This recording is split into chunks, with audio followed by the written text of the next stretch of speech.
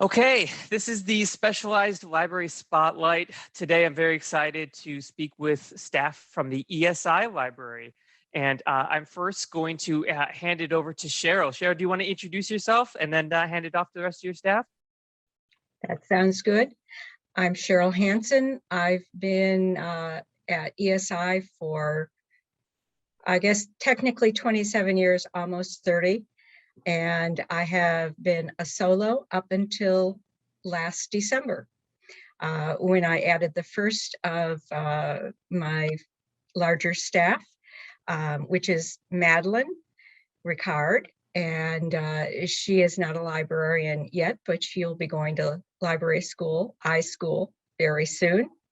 And she is helping us to scan and do all of the myriad tasks that come with a library, big or small. And then most recently, about a month ago, actually maybe a little longer, we added Catherine. And she came to us from, I'm going to say Joliet Public, right? I know that there were several positions, but she's joined us as a new research librarian, and she's learning fast. And it's been a really good thing that she's joined us. We're becoming more technical, and she's really good at bridging the gap between what I know and what she knows and our IT people in-house. So that's who we all are.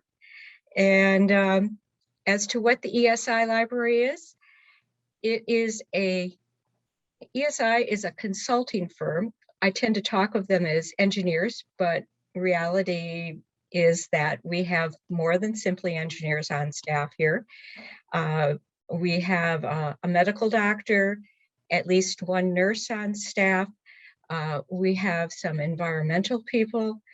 We also have just about every type of engineer that most people can think of.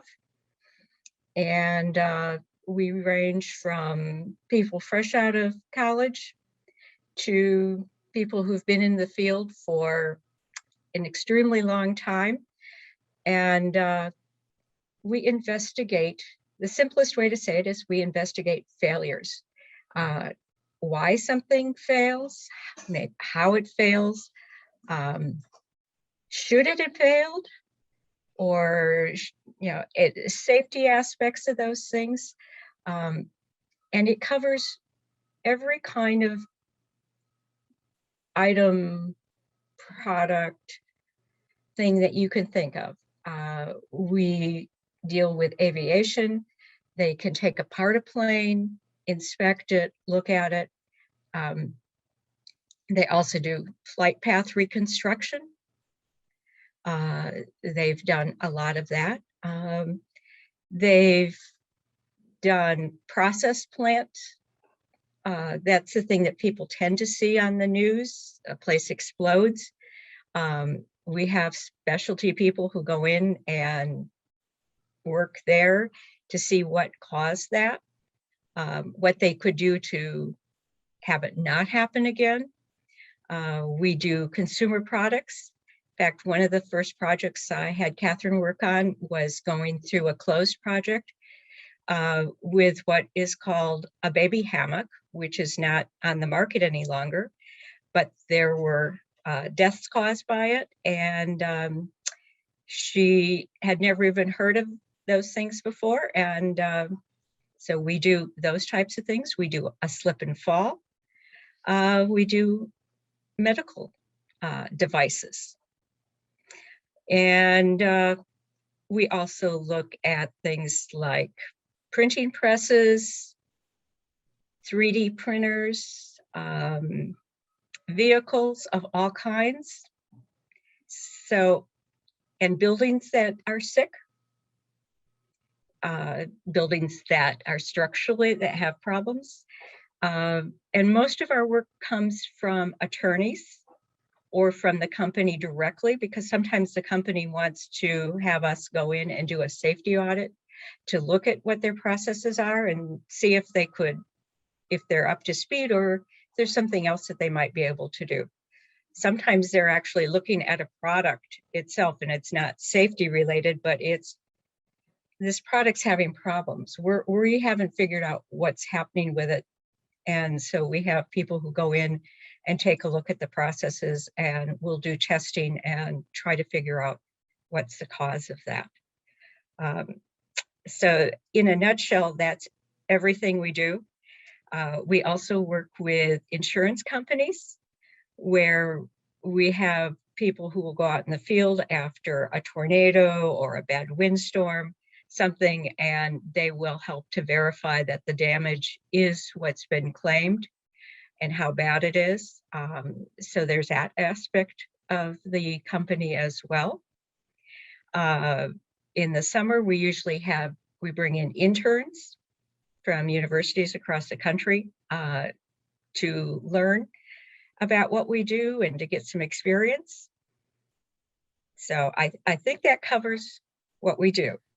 It does. It does. The big resource, the best resource that I think that we have is that over my time here, I have gathered together a large collection of standards dating back to, I think the oldest one I have is from the 1880s,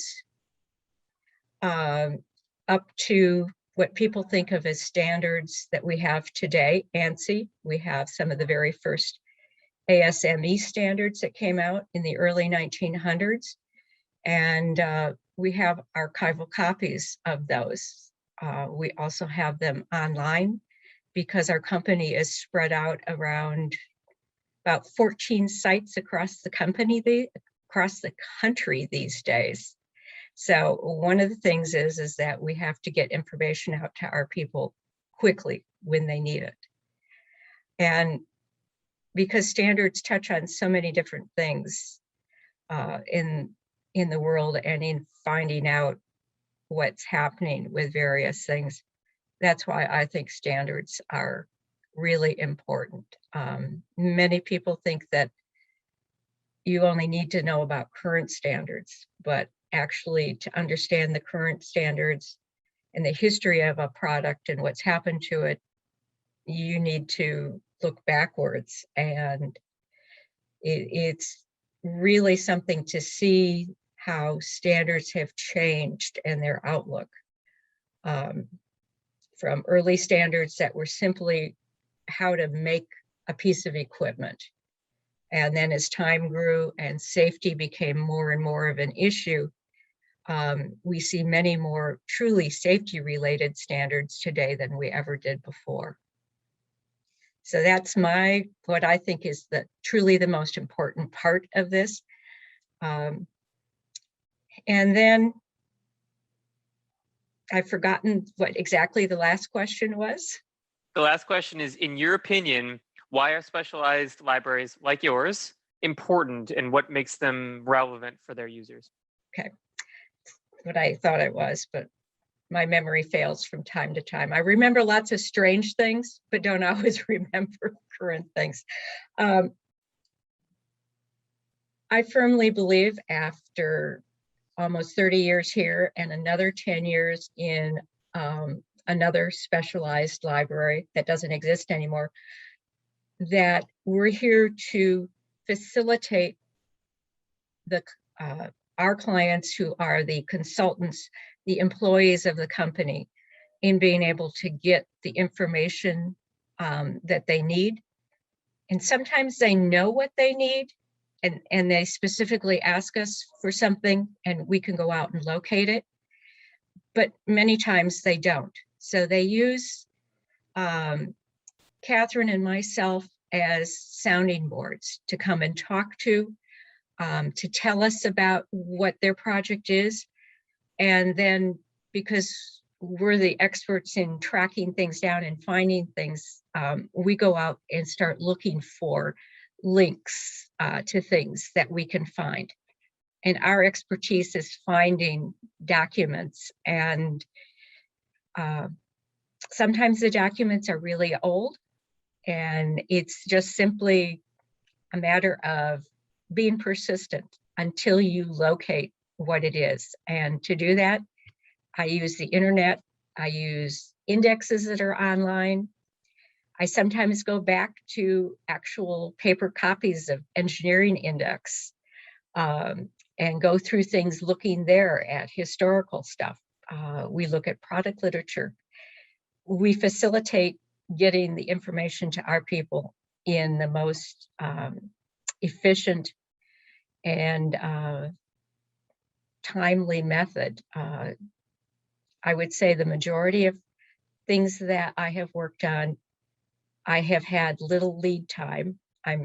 Because they don't always find out until the last moment. But we've also done projects that took several months, doing huge bibliographies on topics such as corrosion. Copper piping has been a hot thing in this country over the last decade, actually a bit more than that. We've done an immense amount of work on that and gathering the documents that exist so that our people have them to read. It makes their jobs much easier if we can provide those things to them. And while a public library may have some of those things, an academic library has a fair amount of that stuff. They don't have it all. And so for us, I go to wherever I can dig it out, and using other specialized libraries has always been a big thing. I am a member of SLA, and I use my contacts there in the government, in other engineering firms that have very special collections, maybe just on their type of engineering. And we use each other to help each other to find those documents that aren't easily available out there. So that's pretty much what we do.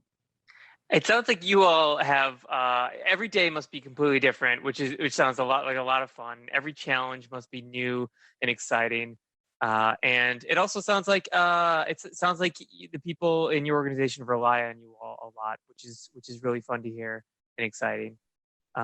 So Cheryl and Catherine and Madeline, thank you so much. I hope everyone enjoyed learning a little bit more about the ESi Library. I really appreciate it, and look forward to more specialized library spotlights coming up in the future. Everyone, thank you so much. Have a great day. Thank you. Bye.